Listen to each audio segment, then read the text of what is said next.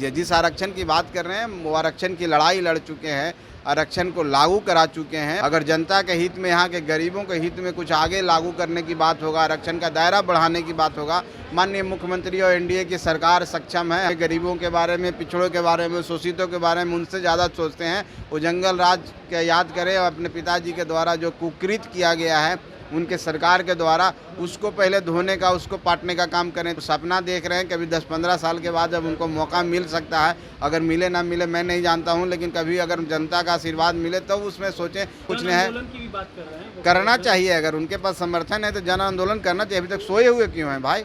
अब सोए हुए हैं, चुनाव आएगा, जन आंदोलन है, उसके बाद विदेश में नजर आते हैं। चिराग पासवान 243 सीट पर चुनाव लड़ने की बात किया गई, कैसे देख रहे हैं?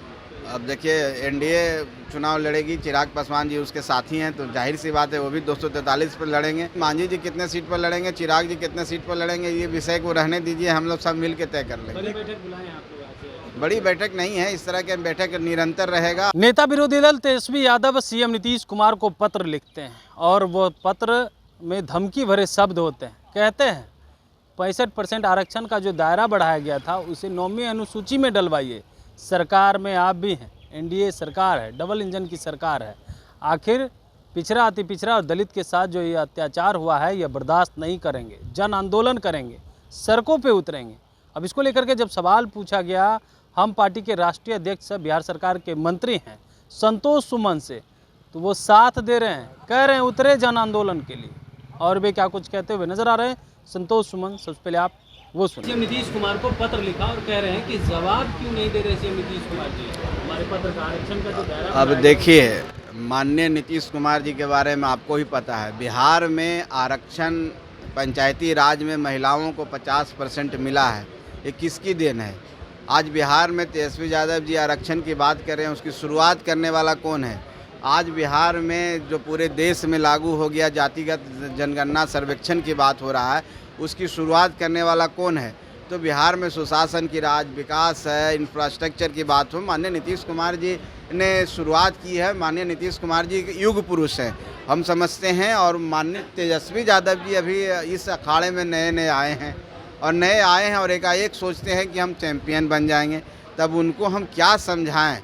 जिनसे आप सवाल कर रहे हैं, पहले आप सवाल को समझ लीजिए। जिस आरक्षण की बात कर रहे हैं वो आरक्षण की लड़ाई लड़ चुके हैं, आरक्षण को लागू करा चुके हैं। और जनता के हित में जो भी कुछ होगा, अगर जनता के हित में, यहाँ के गरीबों के हित में कुछ आगे लागू करने की बात होगा, आरक्षण का दायरा बढ़ाने की बात होगा, माननीय मुख्यमंत्री और एनडीए की सरकार सक्षम है, हम लोग सक्षम हैं। हम लोग सब दलितों के बारे में, गरीबों के बारे में, पिछड़ों के बारे में, शोषितों के बारे में उनसे ज़्यादा सोचते हैं। वो जंगल राज के याद करें और अपने पिताजी के द्वारा जो कुकृत किया गया है उनके सरकार के द्वारा, उसको पहले धोने का, उसको पाटने का काम करें। तो इस तरह की बात करें।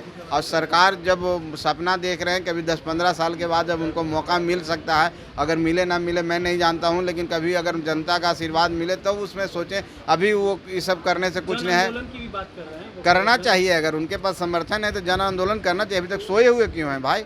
अब सोए हुए हैं, चुनाव आएगा, जन आंदोलन है, उसके बाद विदेश में नजर आते हैं। चुनाव जैसे ही खत्म होगा तो तेजस्वी यादव जी मिलेंगे नहीं, विदेश में मिलेंगे। जैसे राहुल गांधी जी हैं उसे वो हैं, तो दोनों भाई इस तरह के हरकत करते हैं। चुनाव में यात्रा निकलना शुरू हो जाता है, चुनाव के बाद नज़र नहीं आते हैं।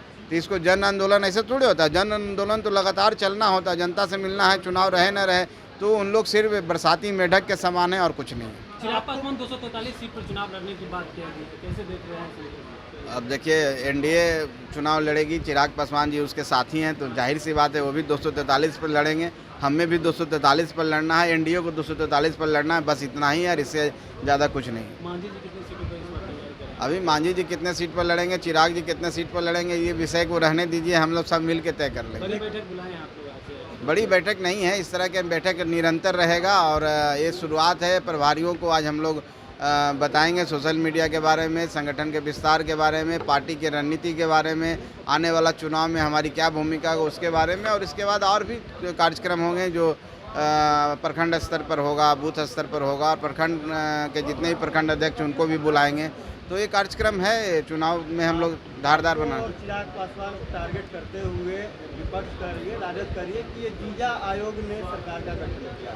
अब देखिए, कहने दीजिए, जो लोग कौन विपक्ष कह रहा है ये तो मुझे नहीं जानकारी है।